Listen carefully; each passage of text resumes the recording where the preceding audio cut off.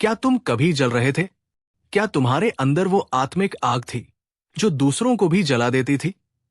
क्या तुम प्रार्थना में रोते थे, वचन में जीते थे और आत्मा की अगुवाई में चलते थे? पर आज सब कुछ ठंडा हो गया है।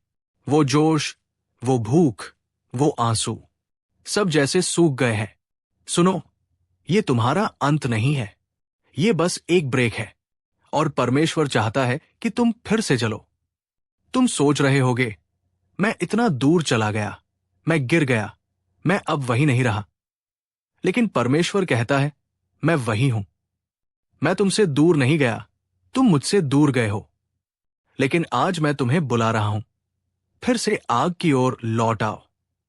रोमियो 12 अध्याय और पद 11 में लिखा है, प्रयत्न करने में आलसी न हो, आत्मिक उन्माद में भरो रहो, प्रभु की सेवा करते रहो। प्रभु नहीं चाहता कि तुम आत्मिक रूप से ठंडे हो जाओ। वह चाहता है कि तुम आग में जलो, आत्मा की आग में, पवित्रता की आग में और बुलाहट की आग में। तुम जानते हो ना, शैतान का पहला लक्ष्य यही होता है, तुम्हारे अंदर की आग को बुझा देना।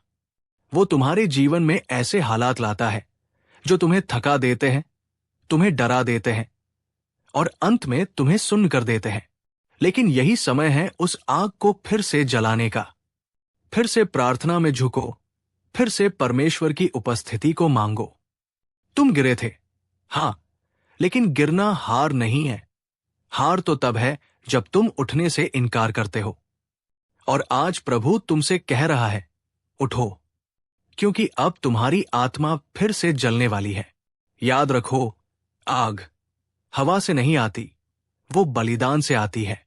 जब तुम अपने समय, अपनी इच्छाओं, अपने आराम को वेदी पर चढ़ाते हो, तब आग आती है। जब तुम कहते हो, प्रभु मैं तुझसे बिना शर्त प्यार करता हूं, तब वो पवित्र आत्मा तुम पर फिर से उतरता है। क्या तुम तैयार हो उस आग के लिए? क्या तुम तैयार हो फिर से जलने के लिए? क्योंकि जब तुम जलते हो, तब तुम दूसरों के लिए भी रोशनी बनते हो। अब मैं आपसे एक बात कहता हूं, रुकना मत। अपनी ठंडक को पहचानो और प्रभु के पास लौट आओ। परमेश्वर तुमसे नाराज नहीं है, वो तुम्हें पुकार रहा है। उसका प्रेम तुमसे कभी नहीं रुका। और आज तुम्हारा दिन है फिर से आत्मा में जलने का। उठो भाई, उठो बहन, आत्मा में आग फैलाओ, क्योंकि प्रभु तुमसे कहता है, मैं तुम्हें फिर से उठाऊंगा और तुमसे आग फैलाऊंगा। अगर ये